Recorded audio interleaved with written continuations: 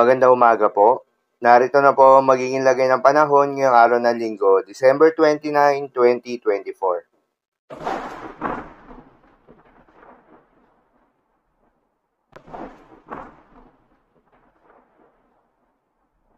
Sa kasalukuyan at ayon sa Pag-asa, itong shear line o yung salubungan ng malamig na hangin at mainit na hangin ang patuloy na nakakaapekto sa may eastern section ng Central at Southern Luzon. Dahil dito asahan yung maulap na kalangitan na may kalat-kalat na mga pagulan at isolated thunderstorms. Habang northeast monsoon o hanging amihan naman ang patuloy na nakakaapekto sa nalalabi ng Northern at Central Luzon. Dahil dito asahan yung maulap na kalangitan na may kasamang mga pagulan. Intertropical Convergence Zone naman o ITCZ ang nakakaapekto sa buong bahagi ng Visayas at Mindanao pati na rin sa Palawan area. Dahil dito asahan yung maulap na kalangitan na may kalat-kalat na mga pagulan at thunderstorms. Habang easterlies o yung mainit na hangin galing sa may silangan ang nakakaapekto sa nalalabing bahagi ng Luzon. Dahil dito asahan naman yung maliwalas na panahon lalo na sa umaga hanggang sa tanghali. Ngunit pagsapit ng hapon na gabi ay posible ang mga panandaliang buhos ng ulan. Magandang balita naman dahil ayon sa Pag-asa ay wala tayong binabantayan na low pressure area o bagyo sa loob o malapit sa Philippine Area of Responsibility na maring makaapekto sa ating bansa hanggang sa susunod na 3 araw. Kaya naman posibleng storm-free tayo hanggang sa matapos ang taong 2024, ngunit asahan pa rin yung epekto ng northeast monsoon, shear line at ITCZ na posibleng magdala rin ng mga pagulan hanggang sa matapos ang taong ito. Paalala lamang po na ang mga nasabing forecast ay posible pa pong magbago. Kaya naman patuloy lamang magantabay sa mga update nating ilalabas at ng Pag-asa.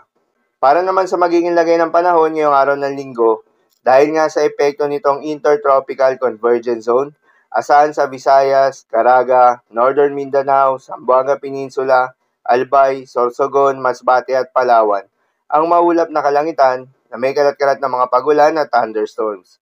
Posible ang mga pagbaha o pagguho ng lupa dahil sa katamtaman hanggang sa kung minsan ay malakas na pagulan. Habang sa Metro Manila, Calabarzon at Aurora ay asahan naman yung maulap na kalangitan na may kalat-kalat na mga pagulan at isolated thunderstorms. Dulot naman yan ng shear line. Posible rin ang mga pagbaha o pagguho ng lupa dahil sa katamtaman hanggang sa kung minsan ay malakas na pagulan. Habang sa Cagayan Valley at Cordillera Administrative Region ay asahan naman yung maulap na kalangitan na may kasamang mga pag-ulan. Dulot naman yan ng northeast monsoon. Posible rin ang mga pagbaha o pagguho ng lupa dahil sa katamtaman hanggang sa kung minsan ay malakas na pagulan. Habang sa Ilocos Region at nalalabing bahagi ng Central Luzon ay asahan yung bahagyang maulap hanggang sa maulap na kalangitan na may kalat-kalat na mga mahihinang pag-ulan. Dulot pa rin yan ng northeast monsoon. At sa nalalabing bahagi naman ng Mindanao ay asahan yung bahagyang maulap hanggang sa maulap na kalangitan na may kalat-kalat na mga pagulan o thunderstorms. Dulot naman yan ng Intertropical Convergence Zone. Posible rin ang mga pagbaha o pagguho ng lupa during severe thunderstorms. At sa nalalabing bahagi naman ng Luzon ay asahan rin yung bahagyang maulap hanggang sa maulap na kalangitan na may kalat-kalat na mga pagulan o thunderstorms. Dulot naman yan ng easterlies. Posible rin ang mga pagbaha o pagguho ng lupa during severe thunderstorms.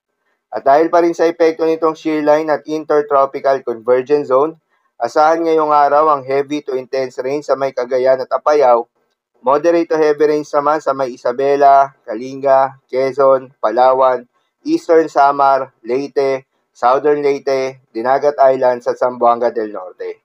Sa mga apektadong lugar, ingat sa mga posibleng banta ng pagbaha at pagguho ng lupa, lalong-lalo na sa mga lugar na inuulan na noong mga nakaraang araw pa.